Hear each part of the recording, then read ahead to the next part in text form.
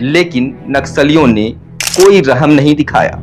मस्जिद पर बम फेंके गए, स्कूल की इमारत ध्वस्त कर दी गई, गांव के मुखिया मंसूर अंसारी के घर को बम से उड़ा दिया गया।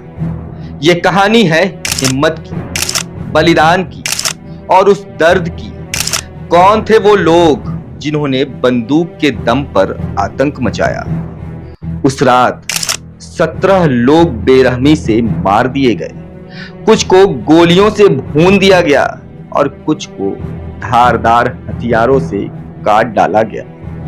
नक्सलियों का आतंक। वो जब चाहते जंगल से निकलकर गांव में घुस जाते, किसी भी घर का दरवाजा खटखटाते, खाना मांगते। अगर कोई लड़की या महिला उन्हें पसंद आती तो वो उनके साथ अमानवीय हरकतें करते। चीखे, भाग दौड़, खून से लथपथ शरीर। कुल 20 लोग उस रात मौत के मुंह में समा गए और उनमें से एक थे अनूप मरांडी, पूर्व मुख्यमंत्री बाबूलाल मरांडी का बेटा।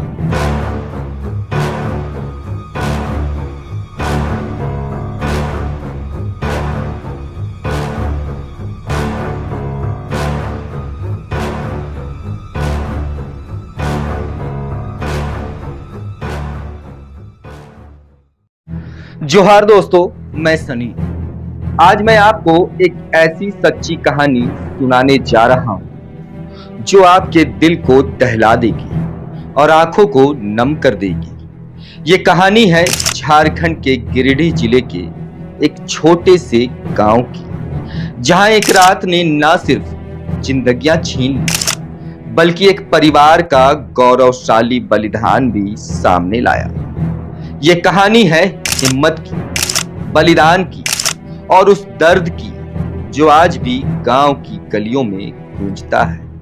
क्या था वो राज जो एक उत्सव को खून से रंग गया? कौन थे वो लोग जिन्होंने बंदूक के दम पर आतंक मचाया? और क्यों एक पूर्व मुख्यमंत्री का परिवार बन गया इस हिंसा का शिकार?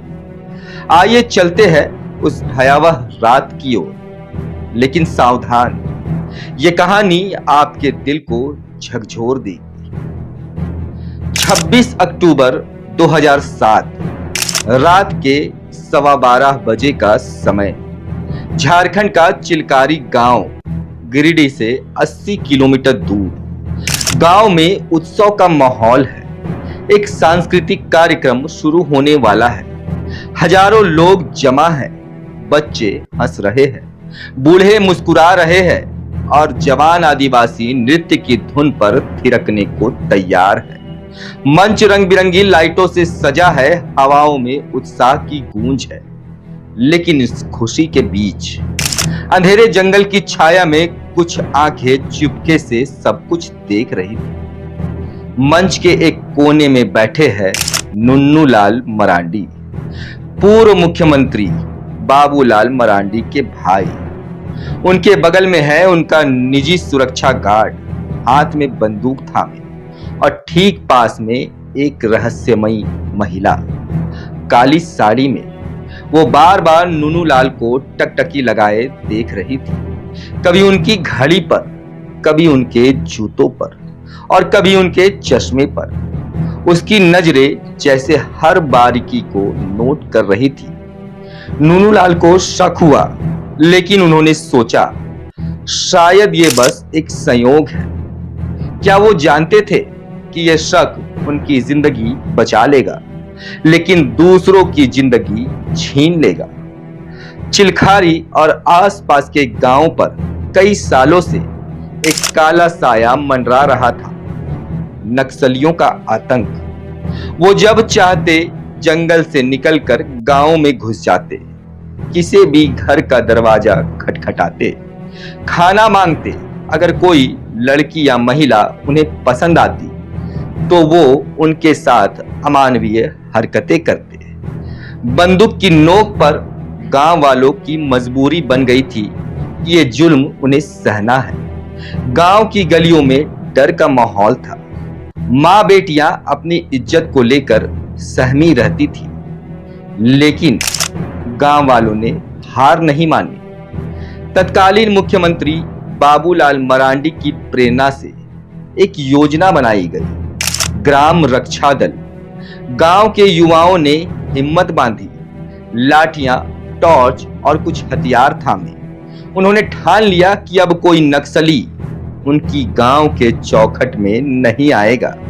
बाबूलाल मरांडी, जिन्होंने झारखंड के विकास और सुरक्षा के लिए अनगिनत प्रयास किए, उनकी ये योजना गांव वालों के लिए उम्मीद की किरण बनी। महिलाओं और बेटियों की इज्जत सुरक्षित होने लगी, गांव में हिम्मत की हवा बहने लगी।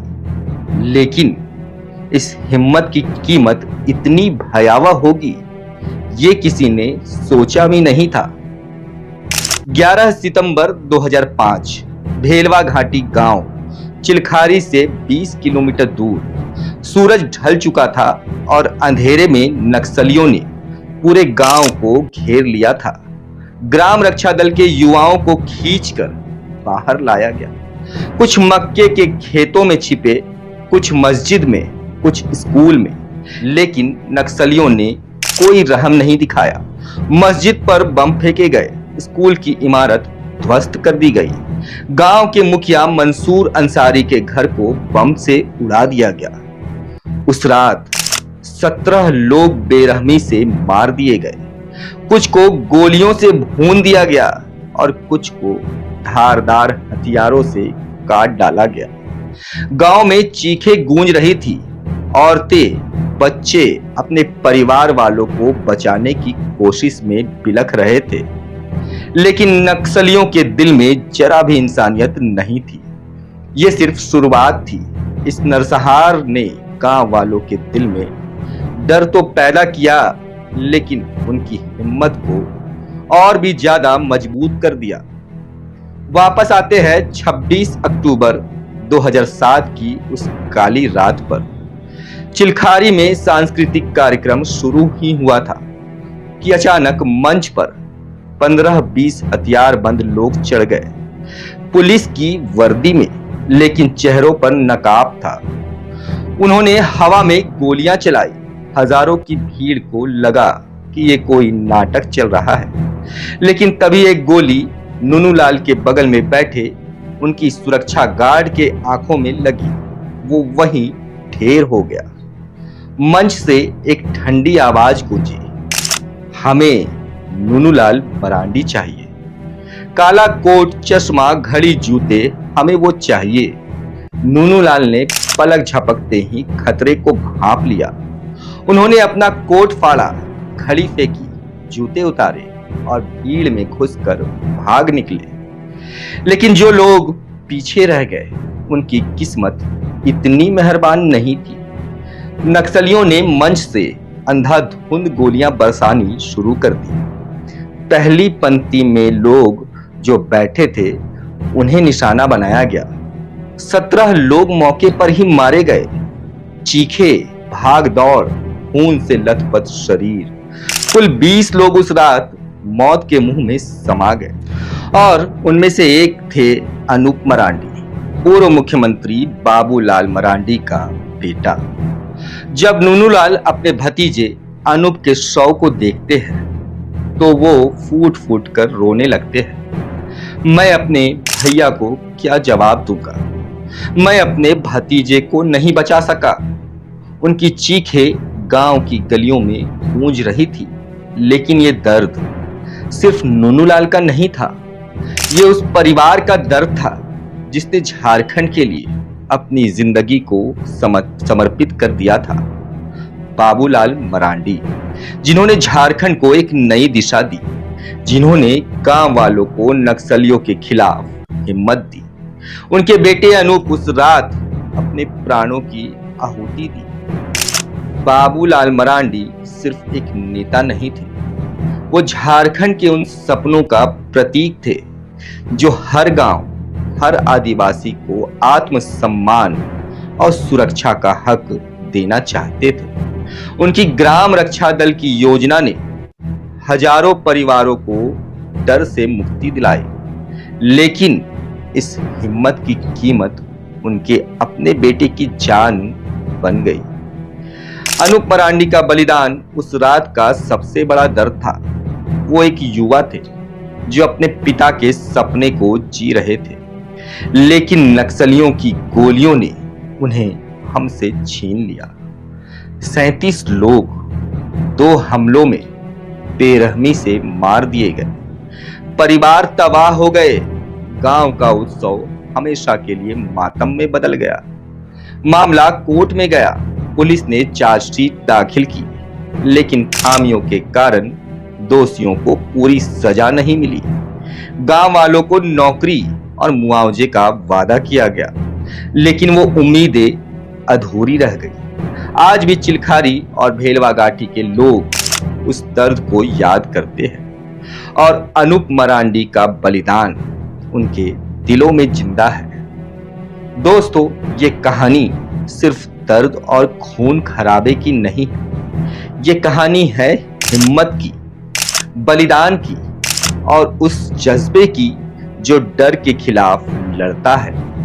बाबूलाल मरांडी और उनके बेटे स्वर्गीय अनूप का बलिदान हमें सिखाता है कि अपने लोगों की रक्षा के लिए, अपनी गांव के इज्जत के लिए हमें एकजुट होना होगा। नक्सलियों का आतंक आज कम हुआ है, लेकिन उस दौर का दर्द हमें हमेशा याद रहेगा कि हिम्मत और एकता से ही हम हर मुश्किल को हरा सकते हैं। तो दोस्तों, ये थी बाबूलाल मरांडी जी के परिवार के बलिदान की कहानी, जो उन्होंने इस झारखंड के लिए दिया, और उन 37 निर्दोष लोगों को हम याद करते हैं, उनकी कहानी को समझते हैं कि किस तरीके से नक्सलियों ने उन सभी की जानें ले ली।